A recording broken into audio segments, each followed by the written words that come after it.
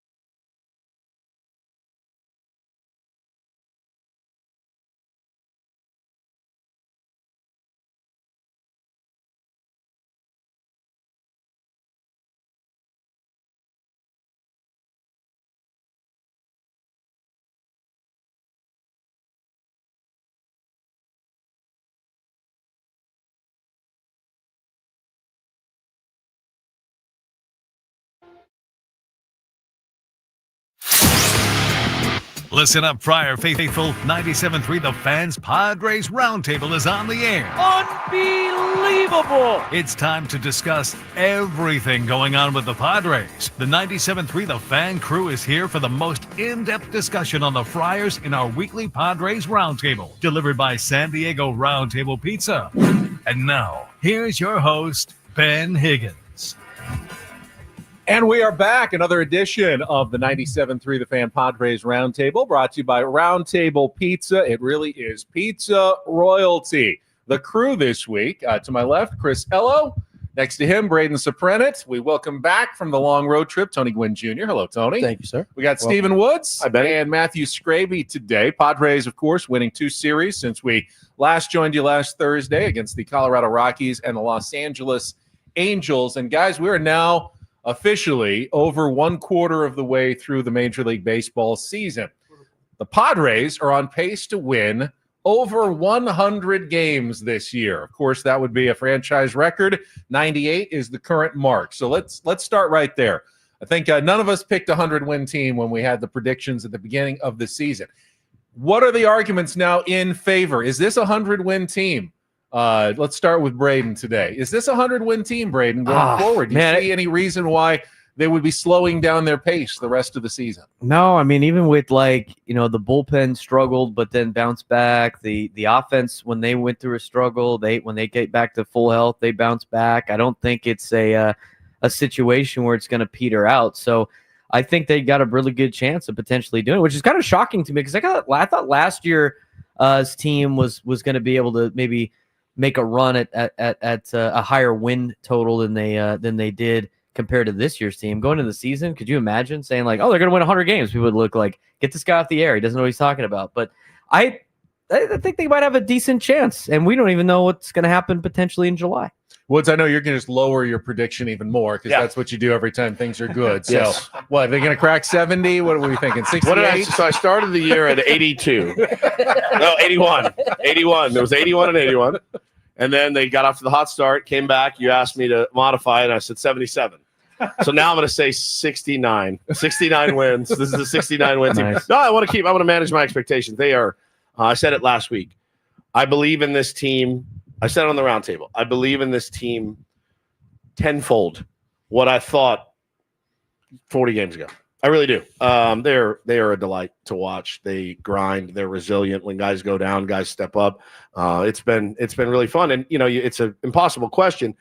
I would say if they remain semi-healthy, then yes, this could be a 100-win baseball team. Tony, of course, your dad played for the 98 team that set that franchise record of 98 wins, and that was a really good team with veterans in the lineup, really great pitching led by Kevin Brown and Andy Ashby. But as you kind of compare the two teams then and now, you can look at this team and say they have everything that 98 team also had. Can they exceed that 98 win total at the end of this year? I think there's a lot of similarities to that 98 team. But I think the one thing about that 98 team, there really was no one else in the division that was really all that close. And considering how tough this division is, I'm gonna say they're going to be short of 100. But that doesn't mean that they can't win the division. Doesn't mean that the season won't be a very successful one. I just think 100 wins in this division would be really tough, considering how the Giants are playing or have played, and the Diamondbacks playing. Obviously, the Dodgers are doing what they're doing. So I say they're just short of it. Yeah. Hey, can we get Greg Vaughn to hit 50 home runs? If we get Greg Vaughn to hit 50 home runs, I think we can get 100. I think we are. Chris, obviously, set. you remember that team in 98, but Tony makes a really good point. Padres still have to play every game left against the Dodgers, every game left against the Diamondbacks, all but 2 against the Giants. It's a lot of tough games where, hey, if you're going 500 in those games, you're playing really good baseball.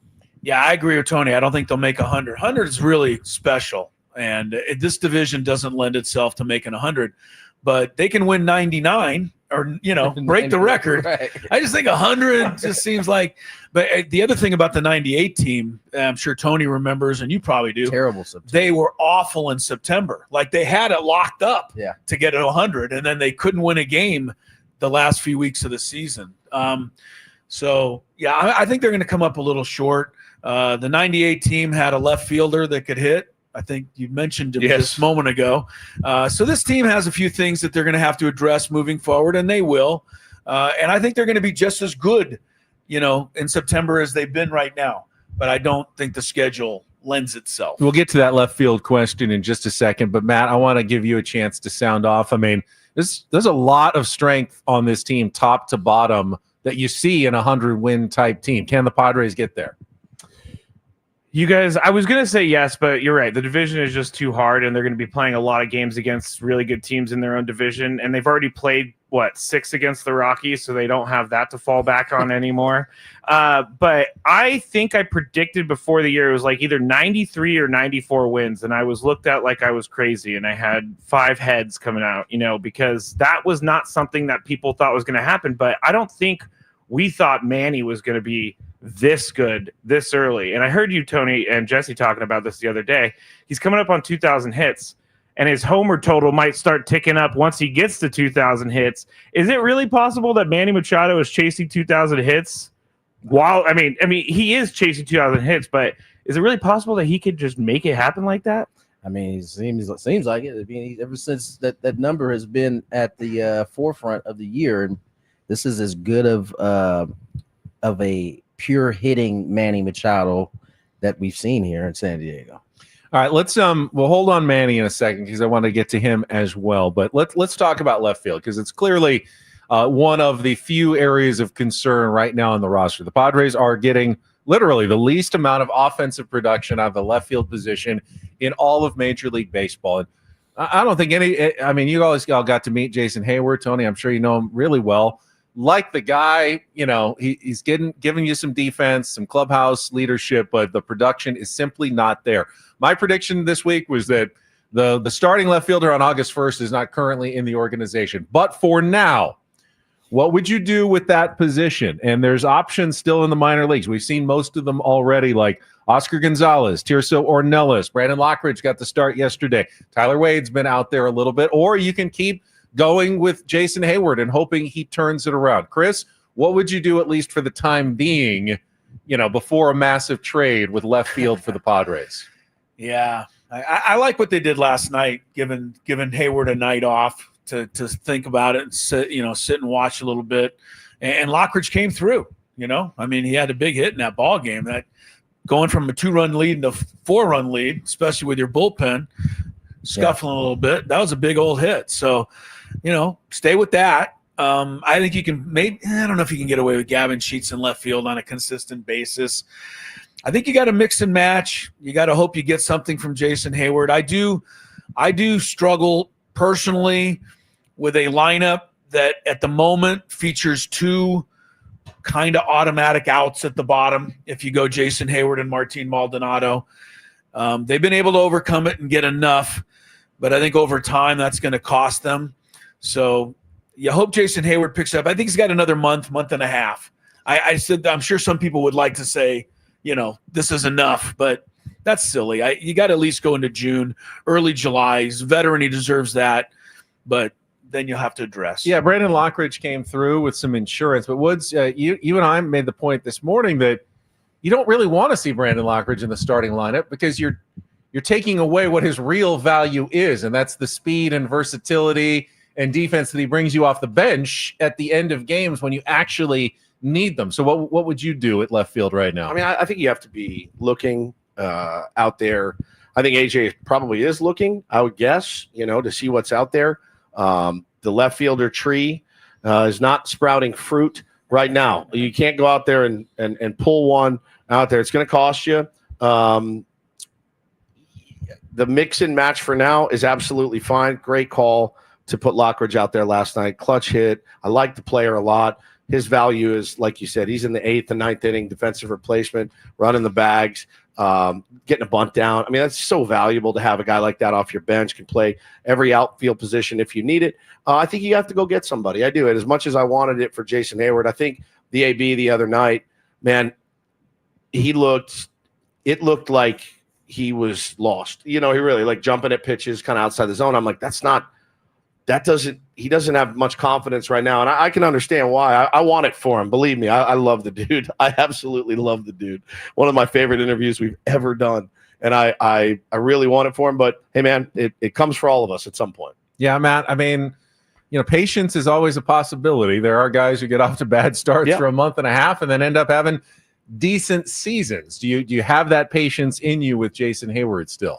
I do, because he's playing good enough defense to make a difference on that end. If he wasn't playing good enough defense, then there's really not a spot for him. But because he is covering left field pretty well, and left field at Petco Park is a tough place to play, I think that he does have a little bit more time because of that. But as Wood said, I love the guy. I don't want to see him go anywhere. I hope he starts hitting, but it's not looking like that. So as long as his defense can outweigh what he's doing at the plate, I think that he'll stay on the team maybe until they make a move. Save Tony for last year. Braden, get your thoughts on left field for the Padres. I agree with Chris. I think you just got to keep finding and playing the hot hand. I think currently with Lockridge and maybe when you decide to part ways with Hayward, it's Oscar Gonzalez. I think those are your two best options. I agree with you, Ben, though, in the general scheme of things, and I think everybody here agrees that come August, your starting left fielder will probably he's not currently on this particular team. The thing with Jason Hayward, I think he brings a lot of things like behind the scenes that probably help the Padres. I think he contributes in a sense of leading some of the younger guys and teaching some of the younger guys and being a good clubhouse guy. The problem with that is you can't have too many of those guys, and the Padres have a couple of those guys already as part of the roster. So you can't build your team on that, but his best days are past them. Obviously, he had a great career. I'd be shocked if he's still on the team past June or July. But last year, like David Peralta was on his way about to get cut, and he hit a home run against Texas and went on a little bit of a tear. So crazy things can happen. I know we haven't seen that out of Hayward the last couple of years, but I agree with Chris. I think you got to give him at least till June. He deserves that. I think for me, from a production standpoint, I know that it was a little up and down. I liked what I saw from Oscar Gonzalez. The swing, I thought it was really close to really getting hot a couple of times. Never quite got there, but yeah, I'd bring him back up. I'd start him more, have a really quick hook defensively when you get leads. You can go with one of your guys, but I don't know, Tony, I value your opinion here and what you're seeing from Jason Hayward. You've seen guys struggle. Yeah. You've seen them pull themselves out of struggles, but at some point in the career, you do have to realize you're not the same player. What are you seeing from him, and what would you do there in left field?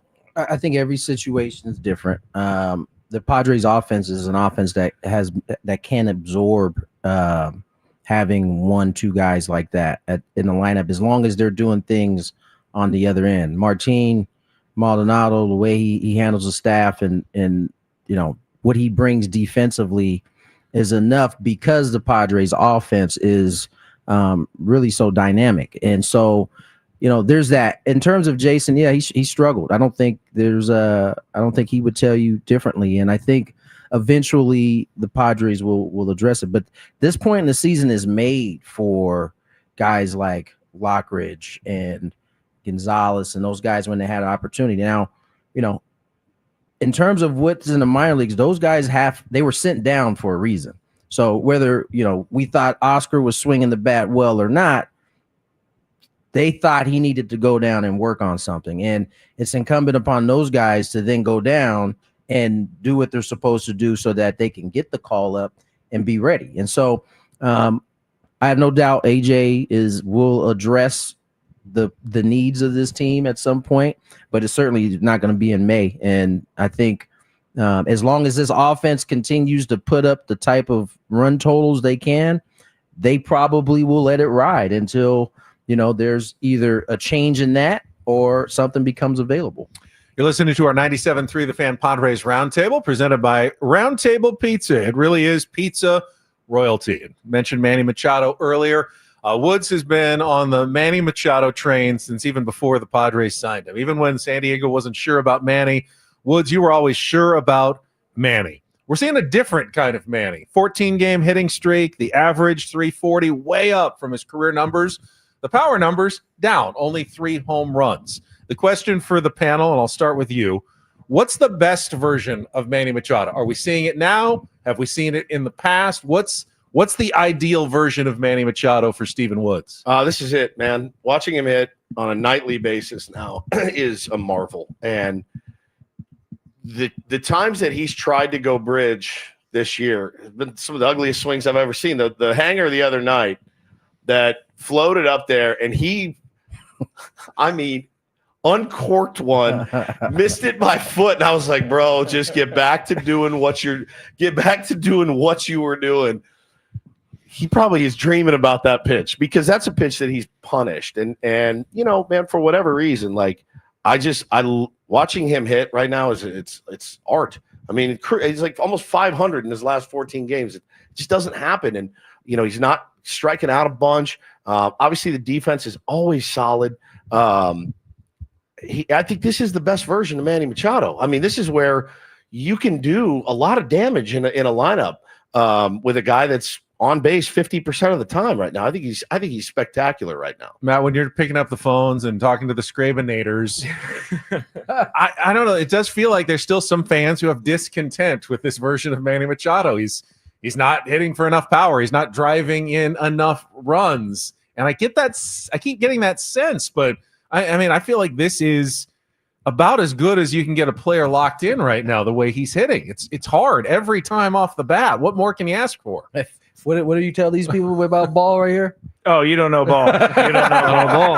Anybody who's complaining, whatever he says here, they're going to say that he doesn't know ball. Oh, that's exactly true. But Tony, Chris, and I figured out yesterday during Sports Court that whenever someone tells you that, you have to get them back by proving it to them and then telling them they don't know ball. Still doesn't work. It doesn't work. They don't listen. But if you're not a fan of this Manny Machado, then I don't know what you're watching. This is the best Manny Machado that I've seen. And he is, I was telling the guys the other day, he makes it look so easy that it makes it seem like I could go up there and throw the bat out there.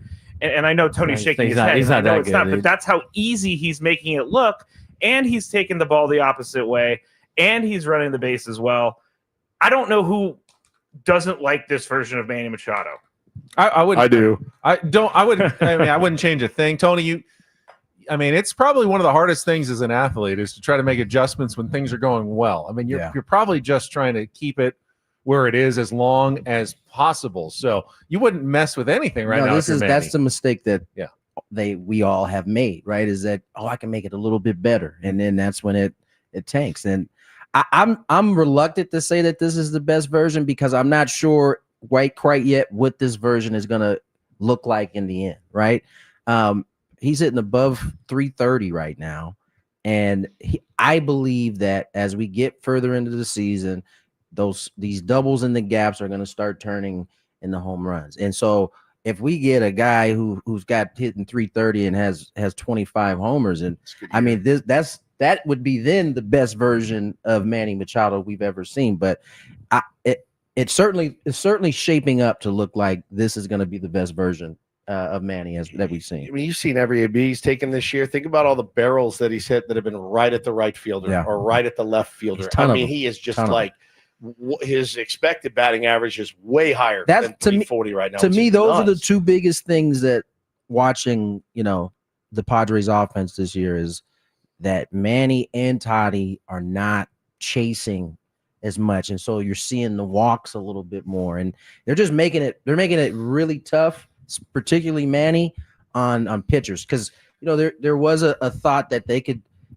come in hard in and then soft away and get him off his game. He's not fishing at none of that right now. I'll go a step further, Chris. I'll say if Manny keeps going like this and just keeps hitting line drive after line drive and finishes with 11 home runs, I still think that would be a fantastic season. If he's hitting 330, 340 with a ton of doubles and, just constantly tormenting opposing pitchers, I don't care what the final home run total is. That's a great baseball player right there. They still won't give him the Gold Glove, though. Which is ridiculous. They'll find a way to give it to somebody else. You know what? I think the best version of Manny Machado still needs to hit a few more home runs. I love this. But we have Luis Ariz in the lineup to hit 340 and get on base and hit singles and doubles. I do think as this season goes along, and I think he'll provide it, but I think you need a little more power. He's the number 4 hitter, number 3, 4 hitter. You've got to have somebody in the middle of the lineup hitting 25, 30 home runs. Maybe it'll be Jackson Merrill. But I think the better version of Manny hopefully can stay above 300, but gets up closer to his 25 or 30 home run total. I'm not asking him to change what he's doing now, though, because this is been too successful for him. He's on base all 4 times last night.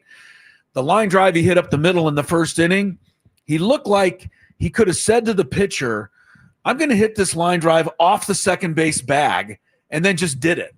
That's how locked in he is. Braden. But I think the better version needs a few more homers. Braden, Chris makes an interesting point. You're getting the only home runs you're really getting are from your leadoff spot, which is not necessarily where you want all your home runs. Everyone else has, 3 in the rest of the Padres order. Is that, whatever you feel about Manny, you can talk about Manny. Is that a big deficiency in the Padres order that, from 2 through 9, you have a bunch of 3 or 4 home run hitters right now? I don't think so. And, I'm wearing my USD baseball polo, and I've learned a lot of offense, and offensive philosophy through a great mind in Brock Ungrich, who does it at the college level, who was taught by Tony's dad.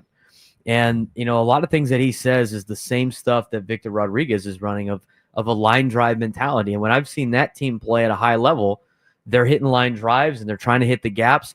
And those teams usually at some point start to put a bunch of balls over the fence. And it's not like they're trying to hit home runs. It just happens when you continue that philosophy of hitting line drives. So I think over the summertime, you're going to get those numbers. I think fans, in this day and age of baseball are thinking about the home runs and everything like that. I mean, you could look at, Ward, who kind of wore us out the last couple of days. I mean, he's hitting $190, but he puts the ball over the fence. I'd rather have the guys that are hitting high averages that eventually are going to get some of those home run numbers. So I like the style of play that the Padres are playing of hitting the gaps, creating pressure, continually putting pressure on the other teams. I think it's a reason why they could get to 100 games, to go back to our first question. And that style of play travels. You're not relying on the big hit. I think if you want to get back to being the home run hitting team and relying on the big hit, look at the 2023 Padres that relied on the big hit. It didn't work out for them in the long run. So it's a little bit different baseball. You got a little Southern California college baseball on a Tuesday night, busting out at Petco Park a lot. But you know what? That style of baseball wins. And there's a lot of teams that are starting to transition back to that level of baseball. In terms of Manny, here's one thing that I've noticed out of Manny Machado that's not on the field. I've been going in the clubhouse since I started working here, last, 5, 6, 7 years. And Manny is just, to me, and you guys correct me if I'm wrong, and maybe it's just the days I've caught him. He seems, and this is going to sound dumb, he seems happy. He seems comfortable. He seems happy. I think he loves being a dad. I think he's enjoying that. I think he feels he seems relaxed. And he's not as and he hasn't always been like that in San Diego. I've always had to tell people he's matured. He's not as confrontational with the media as he has been in the past. He's been more open to stuff. And, maybe that's just the couple days I've caught him, but I felt like there's a little bit of a change there. You see him, he was arguing about a call earlier in the season, and he ends up having a kind conversation with the home plate umpire. He pats him on the back, and he goes, okay, and he gets satisfied. He gets tossed 4 years ago, early in the game, losing his mind on something. I feel like he's really embraced that veteran leadership role. Again, I don't see him every day like Tony does, but that's kind of the sense I'm getting out of him right now. And I think, honestly, that side, that human side, is really helping him play.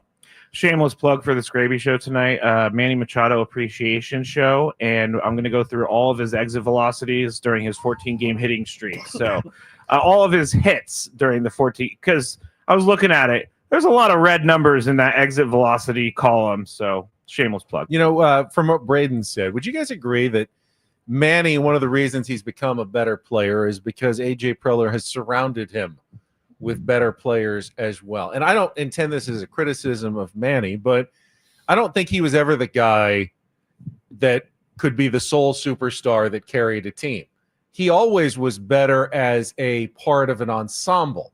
Now, you're paying him a lot of money, so people expect you have to be able to carry the team when you're paying that. But I think Manny is always going to be his best when he feels like, hey, just move it line to the next guy, do what I do so well. Don't have to be the leader that does everything in the clubhouse for everyone. Tony, do you feel like Manny is better off surrounded by this group in particular? Yeah, but I mean, who isn't? I think all the big name stars that we talk about and that we love, all that are good, they're all surrounded by other good players. And so I don't think Manny's unique in that standpoint. I do agree that he has matured. And I've said that over the last couple of years, from the time he started till now. I think what also has to be understood is that Manny wasn't from here. The year he came over here, everything is new. And that doesn't just happen overnight. Like over a year or two, you start to get comfortable with the faces that you see on an everyday basis. You start to get comfortable with the people that you have to have conversations with. And, again, as you get older, these things start to be more, I don't want to say important, but you start to recognize that, the importance of these interactions. And so I'm sure being a father also helps. It's just life, right? And so he's came here as a young man, and he's developing as he grows older, and I think that's what we're seeing. And Woods, I would say that Manny was never confrontational. Yeah, maybe we were lucky. We've always had a good relationship with him, but I just get the sense that Manny is a matter of fact kind of guy. He's not going to speak in sound bites that are easy for cliches, easy for consumption. Yeah. But I've always felt that he was very genuine, very forthright, and you can't really ask more of that when you're talking to a player. Just because he's not saying what you expect him or want him to say doesn't mean he's confrontational or bad with the media.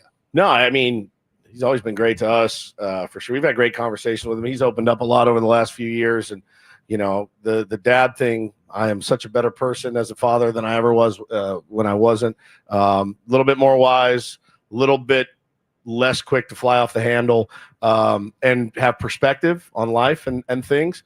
But I mean, watching him every night lately has been, I've always enjoyed watching him. But this has been incredible, man. Just that beautiful right side, bam, bam, bam, right in the gap. He's best hitter on the team right now. Has everybody seen the Manny tries to be a nanny ESPN? Yeah, of course. Yeah, it was great.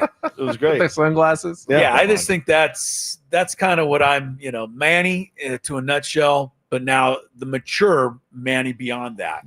It's our 97.3 The Fan Padres Roundtable presented by San Diego Roundtable Pizza. It really is pizza royalty. And I'm not going to go in order. I'm throwing this question out to the group. Anyone feel like jumping in? Because I think six minds are better than one. I know baseball is a crazy sport when weird, unexplainable things happen all the time. Does anyone have any idea how a bullpen can go from the most dominant in baseball by a wide margin for a month and a half, and then have the worst week in franchise history. I mean, not like a bad week, not a like oh, man, they kind of fell back a little bit. No, it was the worst week of bullpen that the Padres have ever had in their almost 60 years of baseball. And then fortunately last night came back and looked just like, the guys beforehand. Is there any? There's no injuries to explain it. I'm scratching my head that how does that happen? I mean, few of us on this panel are married. Right? 2 weeks, lights out. This is unbelievable. All of a sudden, one day, that person that you met and married and fell in love with, you look at it and you go, I don't know who you are. I don't know what happened. Bro, bullpens, like marriages, can be very volatile. And at times, it makes no sense. It's inexplicable. And you go, did I just say that? Or did I just do that? I've never done that. Or why did she do that? Right? Jeremiah Estrada leaving his really excellent fastball up that Joe Adell happened to be looking for, keying in on a fastball, eyes up in the zone, looking to do damage. He got ambushed. And then he got ambushed again when does the next hitter think, he's going to throw the same pitch? No, he's sitting off speed, and he ambushes me. The guy that had hit one home run, I think. It's just volatile. They're volatile, and they always will be volatile. And, again, this is May. I really don't care about a bullpen struggling in May. I need them rounding into form come October. When we just saw a team with just a bullpen win a World Series literally just a bullpen. That's when I need these guys to be elite. So get it out of your way. Get it out of the way now. Learn from your mistakes.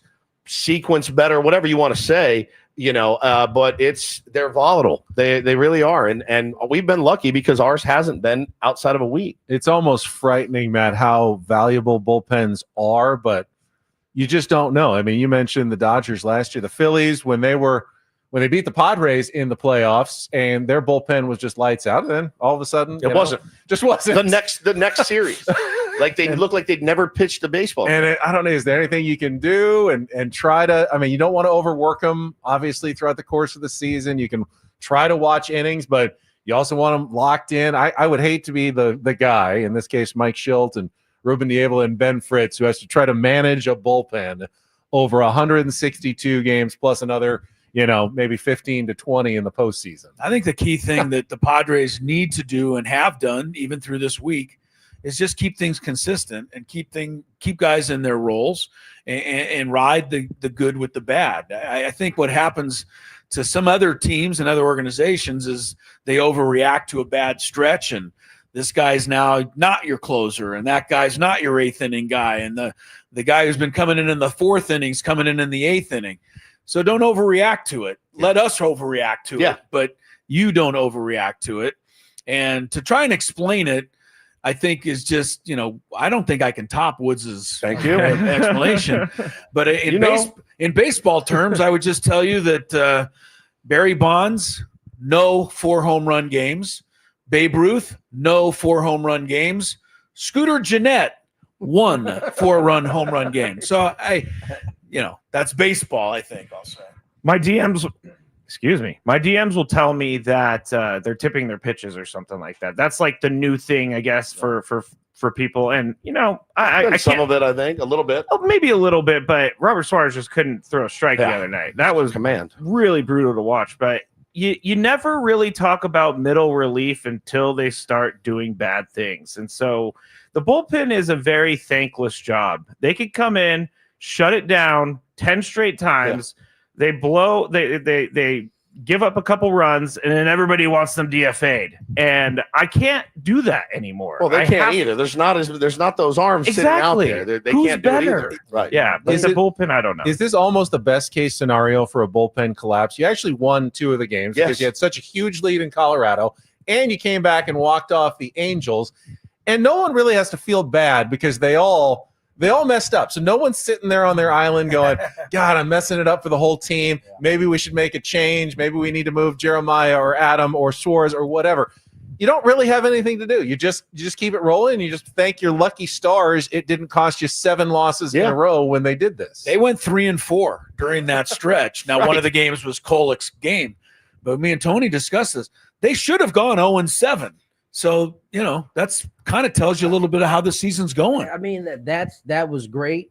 Had they gone 0-7, that would have been terrible, but that would have been a part of what it is. I mean, this is, as you guys have all pointed out in different ways, whether we're talking the Babe Ruth 400 game.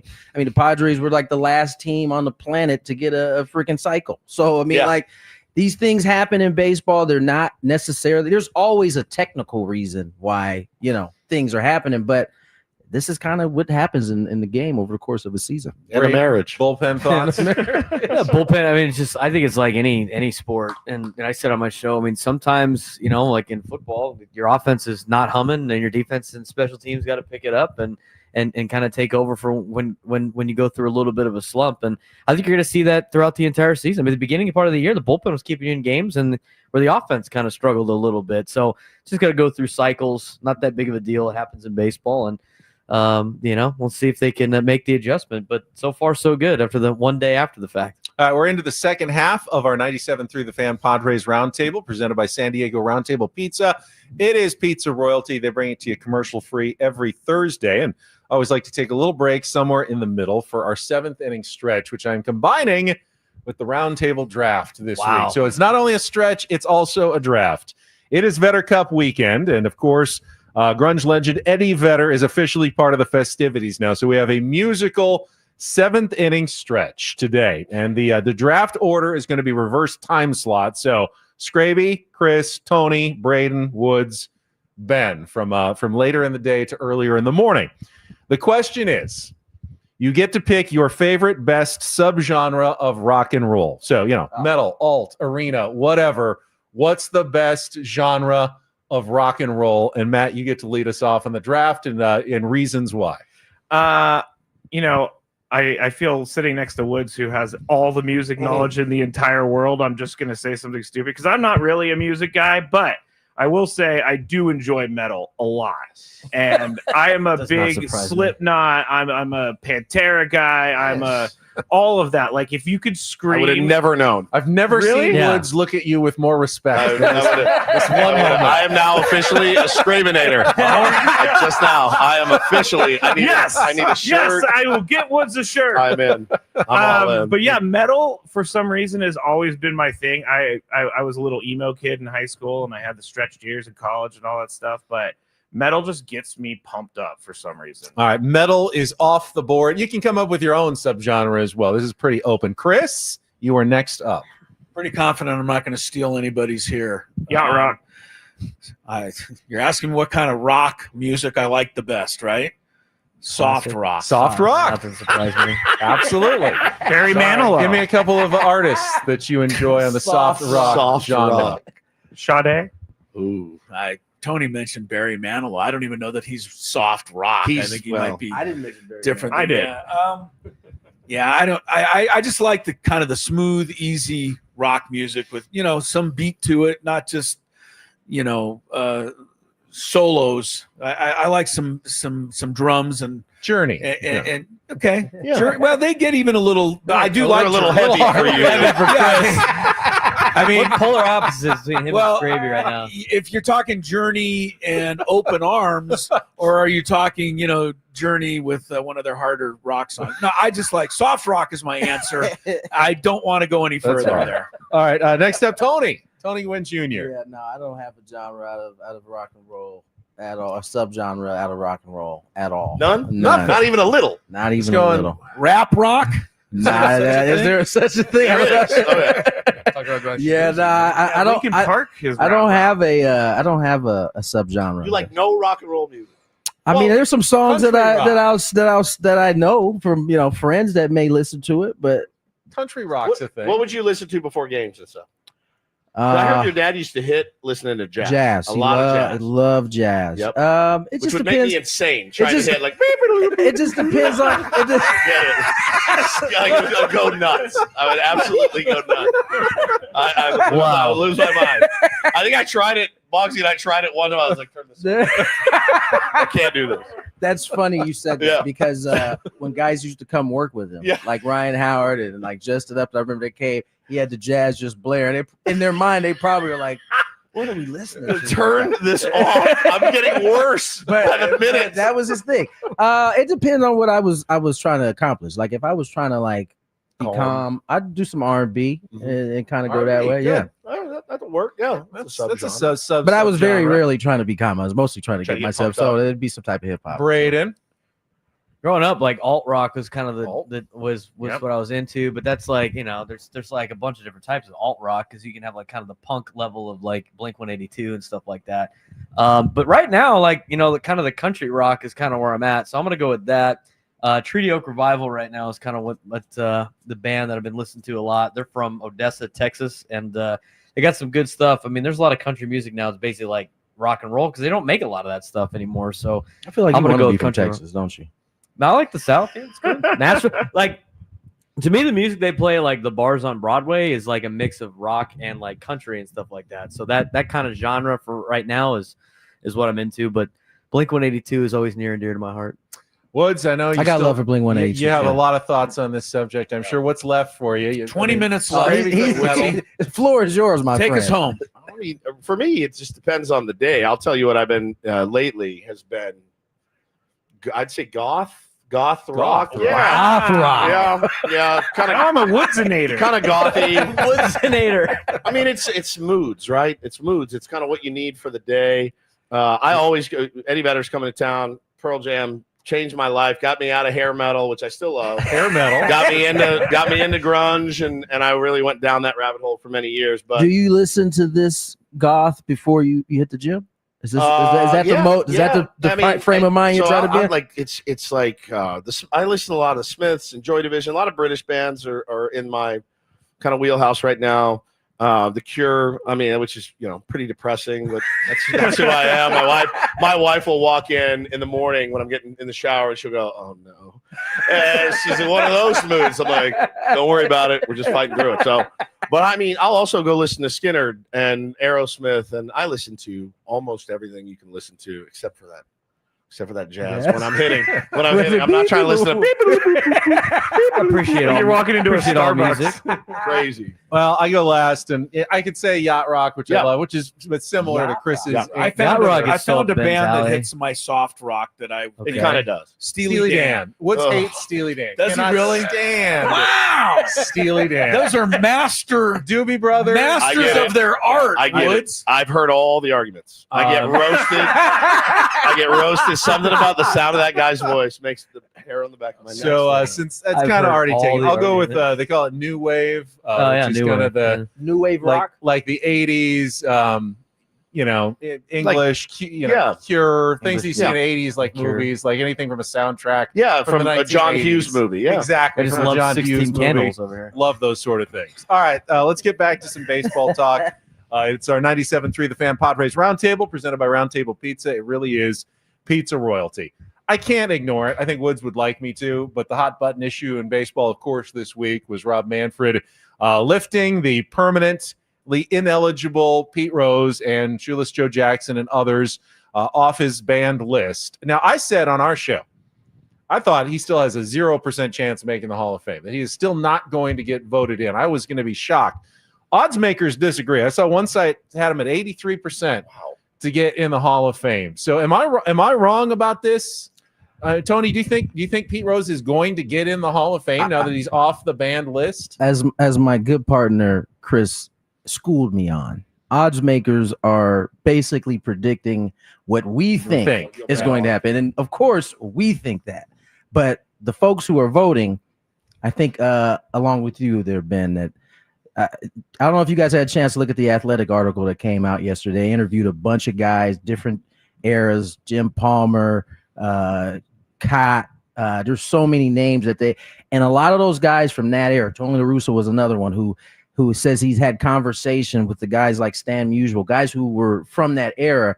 And there's a lot of hard feelings about what Pete did. And that's not even talking about some of the things off the field aside from the gambling. And so although he is eligible, I find it hard to believe that he's going to have enough votes to get in. Chris, I know it's not the baseball writers who will all vote on him. The Eras committee does usually have a couple of writers on him, but I promise you, everybody who is on that committee, when he comes up for a vote, I believe it's in 2027, they will all have one thing in mind, and part of that will be the image of baseball, what they want to, the protection of the sport, and they all feel strongly and passionately about baseball. And I can't see, if 5 people vote against Pete Rose in that committee, he will not make the Hall of Fame. I don't see a scenario at all where you get in a room of 16 people and there aren't 5 heavily anti-Pete Rose people in that room. Yeah, because you're saying that 11 can be all in for Pete Rose.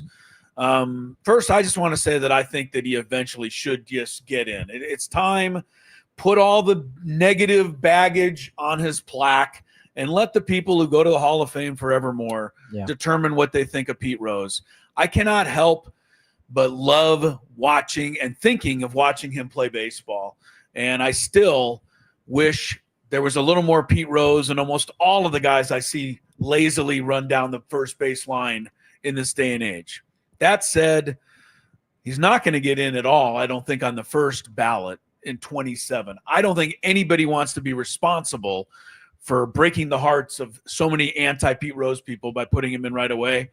But I think over time he will get in, yes.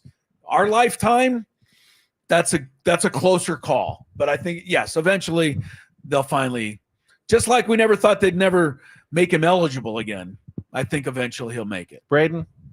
I hate the politics of the Hall of Fame. I think what it is in terms of like a museum standpoint, I'm all in for. I hate these arguments, debates. I feel like the older you get, the more you get into these type of things. So you're saying I'm really into it? No, I just know people that are older than you that are super into it, and I don't want to say I don't care, but I don't really care. What's the debate?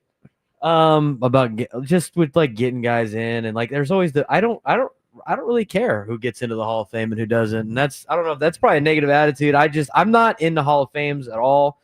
I like the history of it, but I kind of agree with Chris. Like, I feel like, it's hard. To me, it's hard. It's like, do you want to, there's some people that done a lot of bad things in life that are really good at sports. Do you want them representing your sport? And I understand that argument. I understand the argument too of like, well, he was really good at our sport. We can't tell the story of our sport without having him in. I almost feel like you got to be thinking about what he did as the athlete. And then, as Chris said, put in everything that's about his life as in history of this is what this player was, and let the people decide that go determine their opinions on him. I'm not super into the Hall of Fame. I think you could go either way. I don't have a passionate opinion about it either way. I agree with Chris, though. I think eventually he probably gets in, but I think it's going to be some time. What were you going to say? I was going to say, let's again put everything that he supposed that he's been accused of doing off the field. He gambled on baseball while he was in the game, and that is like the number one rule. That, because here's the real deal: once we as viewers think that it's not real anymore and that it is predictable, we lose interest. That the game goes away, and so. He did break that rule. Now that he's passed on, though, I think that he served his sentence at this point. The ultimate sentence. in terms of what he was able to do, right?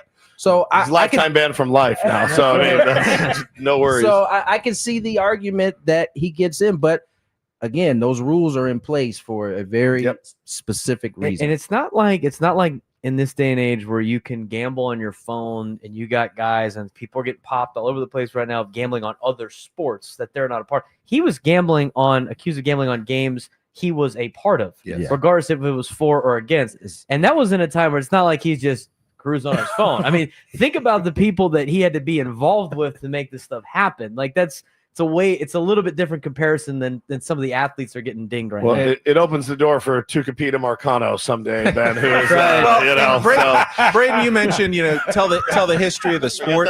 I don't have any problem, Matt, with, hey, there's an exhibit on baseball in the 1970s. Of course, Pete Rose is part of that story. You can have memorabilia of Pete Rose and have exhibits that talk about Pete Rose there and what an impact he had on the game. Does he need a bust? I'm talking about specifically honoring the man with a bust alongside people like Tony's dad in that same room with those busts. And if it ever got to that point, I would certainly at least hope that that bust includes a really big footnote that describes what Pete Rose did. That we can't just in 80 years when my great grandkids go to Cooperstown and they look, well, that Pete Rose must have been, wow, hell of a guy, 4,000 whatever hits. And boy, he was amazing. And there's no mention. It's got to be a mention of There it has to be a mention. I didn't really know much about Pete Rose growing up, but I've learned a lot. And I've learned a lot in the last couple of days about Pete Rose. And some of the stuff that he did outside of baseball, dating minors, is not something that I can get behind. And I believe I was trying to look for it on my phone. I couldn't find it, but like the qualifications, you have to be I'm just going to paraphrase, be a good person and give back to the community. And I know there's other guys in the Hall of Fame. And that's the slippery slope, though. And that's why and it wasn't that I was putting aside what he did. No, I know. Because what he did, what he has been accused of doing, I don't think any of us can get behind. But there are guys in there that have done same, if not worse, that are already in the Hall of Fame. So that's why I said you got to kind of remove that stuff and just focus in on the baseball rule that he broke. I like what Ben said. Have an exhibit of the 70s. For sure. Pete Rose is in it. You can explain what happened there, but I don't know that he could be in the same breath as someone like your dad, Tony. Correct. Yeah. He'll never be in that breath. No, I don't. Even if they put his plaque up there. But that's the thing. They put the plaque up there. Then he's considered one of those guys. I don't know. O.J. Simpson's plaque is up, and his bust is there, right? You got to be thinking like Ben said, like his great grandkids, right? Like in the future, these guys are. Think about kids now. Kids now don't even know about like kids I coach in football. They have no idea who Antonio Cromartie was. They have like no idea. And he was like, "Oh, isn't that the dad of the kid that plays at Modern Day?" That's what they think of as, right? And so like that's just recent history. Think about like down the road, they're just going to look, read, and then everything usually at the Hall of Fame is like, look, pro everything that guy did. So we all have some type of knowledge of him, but in the future, what the Hall of Fame is for, you're going to have people that have zero knowledge about these athletes like us with some of the guys that played in like the 1920s. All right, last thing, and Chris actually sent me a text this morning, and I don't want to get into necessarily the debate of the numbers, but he said, who's a guy you think should belong in the Hall of Fame that's not? Don't make that argument. I just want you to tell me a player that you absolutely love, like your personal Hall of Famer that you watched.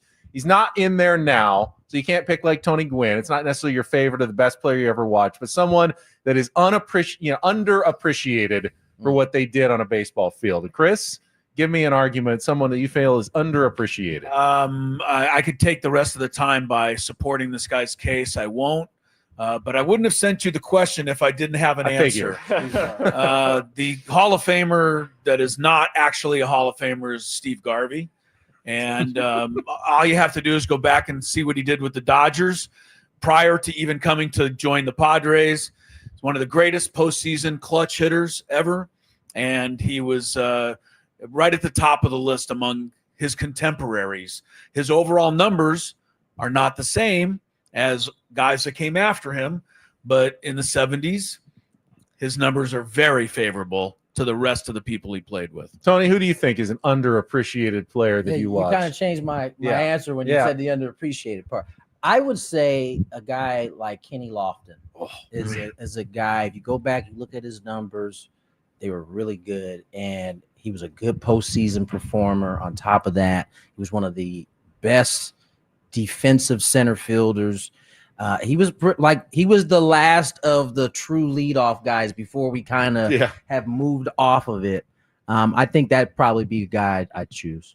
He likes him because Kenny Lofton's like his dad. Kenny Lofton also played point guard. Yeah, he did. Yeah. Arizona. Woods, I know you appreciate a good baseball player, someone who goes under the radar sometimes. My first love in baseball was probably Don Mattingly. I just loved Donnie Baseball, man. I love the nickname. That's my manager. He was the glove, the power, robbed by injury, his back. But he was my first baseball player I absolutely fell in love with and would defend forever. I loved Donnie Baseball. Loved him. He should be in. No question. Braden? I don't think he has Hall of Fame numbers. He had a really good career. I've gotten to know him, over the last couple of years. And I'm going to go with my guy, Jermaine Dye. I think Jermaine Dye is very I think people forget about him. He was World Series MVP in 2005 when the White Sox won the World Series. Local here to San Diego now. He's a great individual, great family. And if you ever talk to Jermaine Dye for everything that he's accomplished in his life, you would have no idea he played baseball aside from looking at him like, this guy's got to be a pro athlete. He's gigantic. True. But he doesn't talk about it, and he's very humble, really good golfer now. But I think Jermaine Dye is a little undervalued, underutilized. Matt, you got one for us? You got one for us? I've been looking. Yeah, I've been looking.